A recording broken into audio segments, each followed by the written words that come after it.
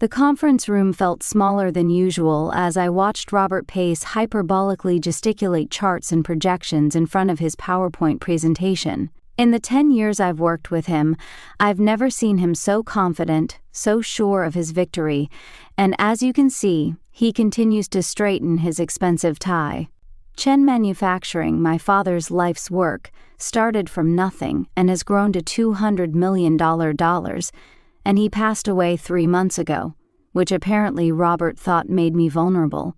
Furthermore, Robert proceeded to click on his next slide. Numbers don't lie.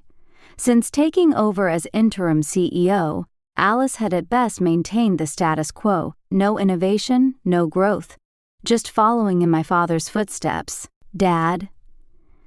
The way he said it made me grit my teeth. Robert had married my sister Karen 15 years ago, and for some reason he thought that made him more like my father's son than my daughter.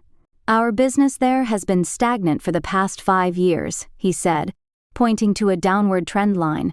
No expansion, no new partnerships, just the same old contracts my father signed decades ago. I had to bite back a bitter laugh. Robert always focused on what he could see in front of him, never looking deeper than what might be going on under the surface. Her response was timely. Everything was ready to go, and they wouldn't know what hit them. I put my phone away and returned my attention to Robert's presentation, where he was engrossed in outlining his vision for the future of the company, more aggressive expansion, leveraged acquisitions of smaller competitors, a complete reorganization of senior management, and the need for the board to face reality. He paused for effect, and then Thomas Wong, the longest-serving board member and an old friend of my father's, cleared his throat. Robert frowned. He hadn't noticed the devices sitting on every seat during his presentation. It wasn't on the agenda, but it was. I interrupted in passing. In fact, it had been on my agenda for some time. As the board members picked up their tablets, the documents on the screen lit up. I'd spent years preparing the contracts, the financial records, the partnership agreements, all of which had been carefully organized and annotated, I explained. What you're seeing now is me walking to the front of the room and clicking on the documents on the main screen.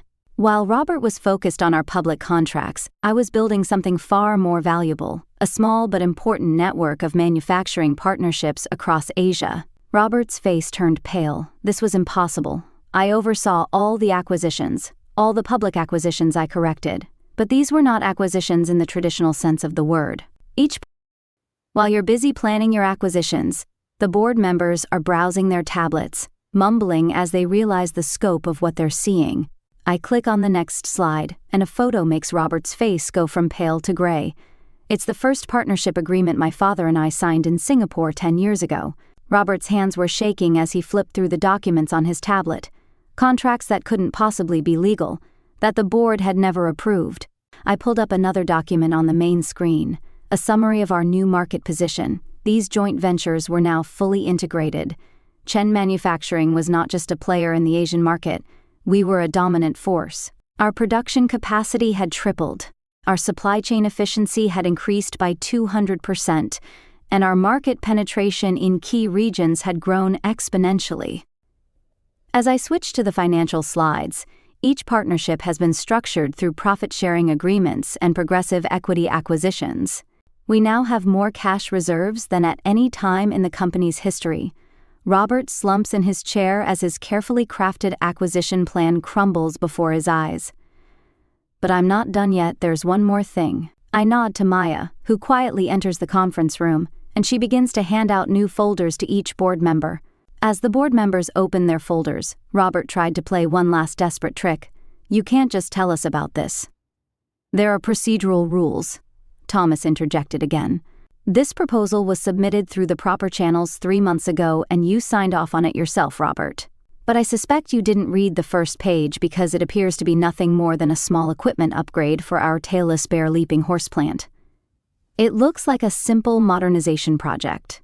What appears to be a simple modernization project is actually the cornerstone of our partnership with Takashi Industries of Japan, who were looking for a manufacturing partner that would be a perfect match for our capabilities. And Network Takashi Industries is one of the largest technology manufacturers in Asia. I let that hang in the air. enjoying the look of dawning horror on Robert's face as he finally realized that when he was plotting his takeover plan, I had been executing a plan that had been 10 years in the making. Every little decision he overruled. Every little partnership he ignored, every routine approval he signed without looking at it, was a piece of a larger puzzle. Thomas formally announced his partnership with Takashi's. A second voice rang out, followed by another. The men around the table raised their hands in support. Robert watched helplessly as his dream of controlling Chen's manufacturing disappeared with each ship. I can see why. Hidden in these transactions are many examples of his attempts to prepare the ground for this takeover: authorized expenditures, altered reports, and even some outright fraudulent behavior. And the board should scrutinize these documents. Robert's carefully crafted FOD completely collapsed. Every questionable decision, every manipulated report, every hidden expense was exposed as extraordinary. And Thomas, in reviewing the evidence at the special board meeting the next day, said that he had been preparing for this takeover attempt for years, siphoning off resources, manipulating project budgets, and documenting all of this himself.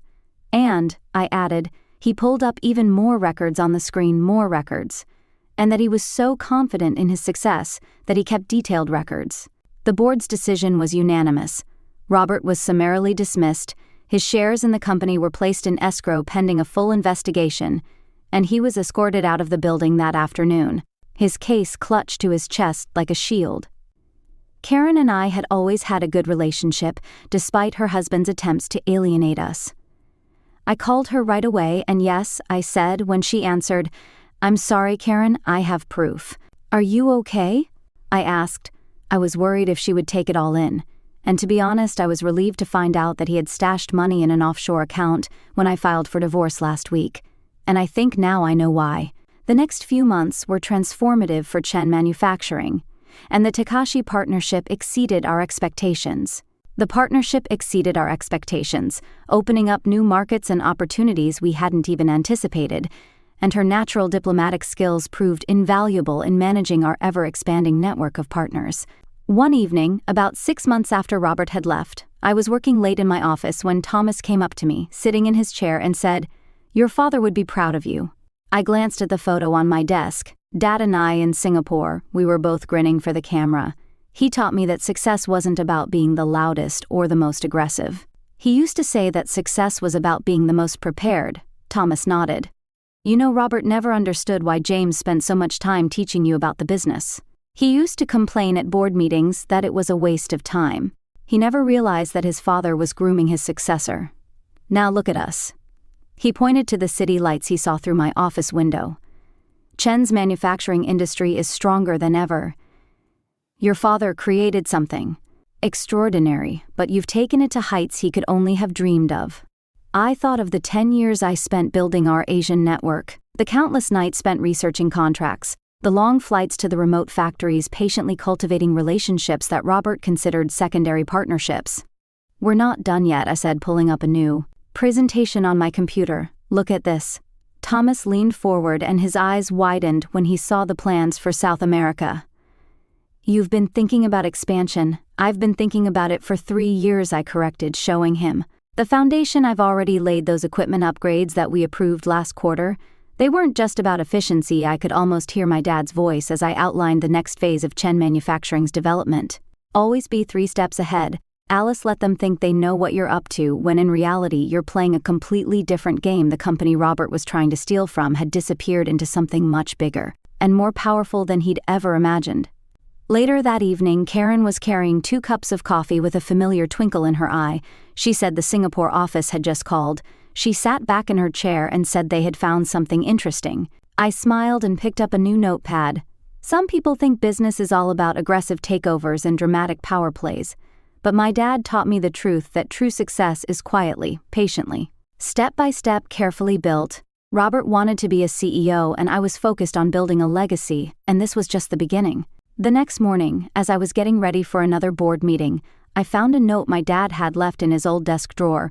"Remember, Alice, the best actions are the ones they never notice, not because you hide them, but because they don't notice. That's true foresight. It doesn't need to announce itself, it just needs to unfold carefully, step by step.